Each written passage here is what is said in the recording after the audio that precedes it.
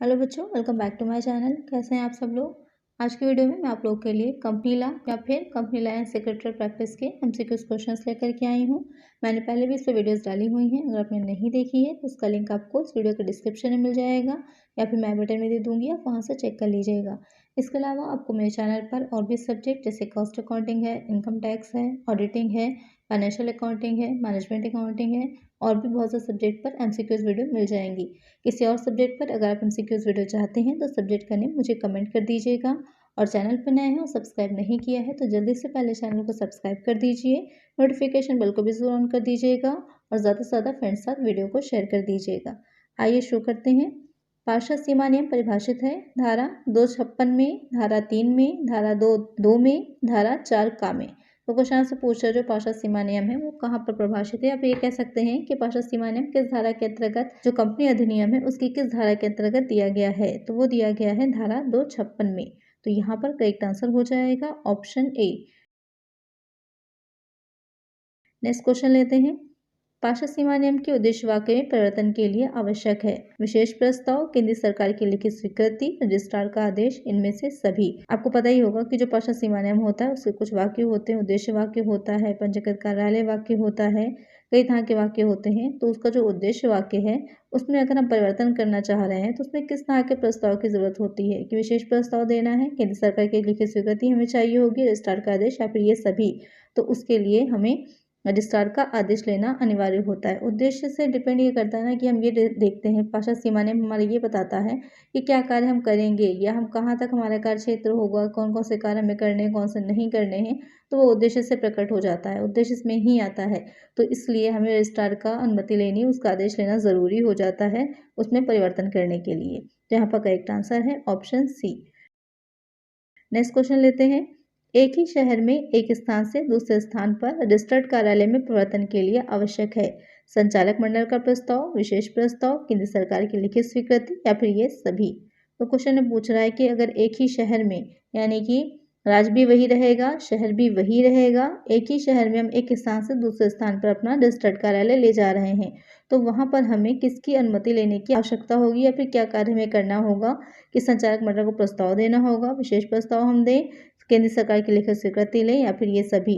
तो उसके लिए हमें सिर्फ संचालक मंडल में प्रस्ताव देना होगा और प्रस्ताव पारित होने के बाद हम एक ही शहर में एक स्थान से दूसरे स्थान पर अपना रजिस्टर्ड कार्यालय परिवर्तित कर सकते हैं।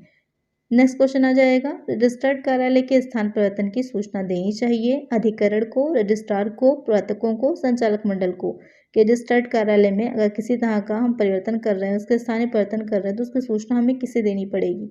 तो उसकी सूचना हमें रजिस्ट्रार को देनी पड़ती है कि हम अपना जो रजिस्टर्ड कार्यालय है उसे एक स्थान से दूसरे स्थान पर लेकर जा रहे हैं। क्यों? क्योंकि जो रजिस्टर्ड कार्यालय होता है उसमें ज़्यादातर जो इंपॉर्टेंट डॉक्यूमेंट्स होते हैं वो रहते हैं, इसलिए रजिस्ट्रार को उसकी सूचना देना आवश्यक है। करेक्ट आंसर हो जाएगा ऑप्शन बी। नेक्स्ट क्वेश्चन लेते हैं। एक राज्य से दूसरे राज्य में रजिस्टर्ड कार्यालय ले जाने के लिए निम्नलिखित की स्वीकृति आवश्यक है। इससे पहले जो क्वेश्चन हमने लिया था वहां पर हम एक ही शहर में एक स्थान से दूसरे स्थान पर ले जा रहे थे, लेकिन यहाँ पर क्वेश्चन आपसे क्या कह रहा है कि हम एक राज्य से दूसरे राज्य में लेकर के जा रहे हैं अपना रजिस्टर्ड कार्यालय। तो वहां पर हमें किसकी स्वीकृति चाहिए है? केंद्र सरकार की, संचालक मंडल की, रजिस्ट्रार की, इनमें से किसी की भी नहीं। तो जब हम एक राज्य से दूसरे राज्य में ले जा रहे होते हैं तो वहाँ पर हमें केंद्र सरकार की, जो सेंट्रल गवर्नमेंट है, उसकी अनुमति लेनी आवश्यक होती है। उसकी अनुमति के बिना हम अपना कार्यालय किसी एक स्टेट से दूसरे स्टेट में ट्रांसफर नहीं कर सकते। करेक्ट आंसर हो जाएगा ऑप्शन ए। नेक्स्ट क्वेश्चन लेते हैं। पार्षद सीमा नियम की विषय सामग्री में होना चाहिए कंपनी का नाम, कंपनी का रजिस्टर्ड कार्यालय, कंपनी का उद्देश्य या फिर ये सभी। तो किसी भी कंपनी का जो पार्षद सीमा नियम होता है उसकी विषय सामग्री में ये सारी ही चीज़ें आ जाती हैं। उसमें कंपनी का नाम भी होता है जो नाम वाक्य हो जाएगा, रजिस्टर्ड कार्यालय तो जो पंजीकृत कार्यालय वाक्य होता है, कंपनी के उद्देश्य जो कंपनी का उद्देश्य वाक्य होता है। तो ये तीनों ही वाक्य हो जाते हैं, उसकी विषय सामग्री बनते हैं पार्षद सीमा नियम की। तो करेक्ट आंसर है ऑप्शन डी ये सभी। नेक्स्ट क्वेश्चन लेते हैं। पार्षद सीमा नियम की विषय सामग्री निम्न में वर्णित है धारा 4 में, धारा 10 में, धारा 15 में, धारा 12 में। तो ये जो सेक्शंस धाराएं दे रखी होंगी आपकी बुक में, इसे अच्छे से देख लीजिएगा। एग्जाम में आप कुछ ना कुछ क्वेश्चंस आपके धाराओं से रिलेटेड जरूर आएंगे, जो कि जिसमें इसी तरह का क्वेश्चन रहेगा, ये पूछ लेगा कि किस धारा से रिलेटेड है, या फिर ये बताइए कि ये धारा किस चीज़ से रिलेटेड है। तो इस तरह का क्वेश्चन आ सकता है। तो जैसे यहाँ पर आपसे जो पूछ रहा है क्वेश्चन में कि जो भाषा सीमाएं की विषय सामग्री में वर्णित है किस धारा में, तो वो धारा 4 के अंतर्गत आ जाएगा। तो करेक्ट आंसर हो जाएगा ऑप्शन ए। नेक्स्ट क्वेश्चन लेते हैं। एक कंपनी का उद्देश्य वाक्य होना चाहिए वैधानिक, कंपनी अधिनियम के विरुद्ध, सार्वजनिक नीति के प्रतिकूल, या फिर ये सभी। जो उद्देश्य वाक्य होगा कंपनी का, जो ये डिसाइड करता है कि कंपनी क्या करेगी क्या नहीं करेगी, उसके कार्यक्षेत्र को डिसाइड करता है, तो वो होना चाहिए वैधानिक होना चाहिए। अधिनियम के विरुद्ध तो हो ही नहीं सकता। अधिनियम के विरुद्ध होगा तो कंपनी का निर्माण ही नहीं किया जाएगा। सार्वजनिक नीति के प्रतिकूल होगा तो भी कंपनी निगमित नहीं की जाएगी। तो यहाँ पर वैधानिक होना चाहिए। तो करेक्ट आंसर है ऑप्शन ए। नेक्स्ट क्वेश्चन लेते हैं। अंश पूंजी में वृद्धि करने से संबंधित प्रस्ताव रजिस्ट्रार को सूचित कर देना चाहिए 1 वर्ष के अंदर, 60 दिन के अंदर, 3 माह के अंदर, 30 दिन के अंदर। तो क्वेश्चन में कह रहा है कि अगर अंश पूंजी में वृद्धि कर रहे हैं, जो पूंजी वाक्य होता है, तो वहाँ पर से रिलेटेड है क्वेश्चन कि अगर पूंजी वाक्य में जो अंश पूंजी है उसमें हम वृद्धि कर रहे हैं, तो उसकी सूचना या उससे संबंधित जो प्रस्ताव है रजिस्ट्रार को कितने दिन के अंदर दे देना चाहिए। अगर प्रस्ताव पारित कर रहे हैं उसकी सूचना रजिस्ट्रार को 30 दिन के अंदर दे देनी चाहिए। तो करेक्ट आंसर हो जाएगा ऑप्शन डी। नेक्स्ट क्वेश्चन है। विवरण का आशय निक्षेप आवंटित करने के संबंध में किस प्रपत्र से नहीं है? नोटिस, परिपत्र, विज्ञापन, अंतर्नियम। तो क्वेश्चन पूछ रहा है जो विवरण होता है, प्रोस्पेक्टस होता है, तो उसका आशय निक्षेप आमंत्रित करना, हम जो आमंत्रित करना चाह रहे हैं उसके संबंध में किस प्रपत्र से नहीं है या क्या नहीं होता है, समझ लीजिए विवरण का अर्थ। नोटिस, परिपत्र, विज्ञापन, अंतर्नियम। तो नोटिस भी होता है, परिपत्र ज्ञापन भी होता है, विज्ञापन भी होता है। परिपत्र जिसे इंग्लिश में मेमो बोलते हैं, और अंतर्नियम। तो अंतर्नियम यहाँ प्रोस्पेक्टस से अंतर्नियम से कोई मतलब नहीं है। अंतर्नियम अलग होते हैं और प्रोस्पेक्टस अलग होता है। तो जो प्रोस्पेक्टस है पेपलेट है, एक तरह का नोटिस भी है, परिपत्र भी है, या फिर विज्ञापन भी इसे कह सकते हैं।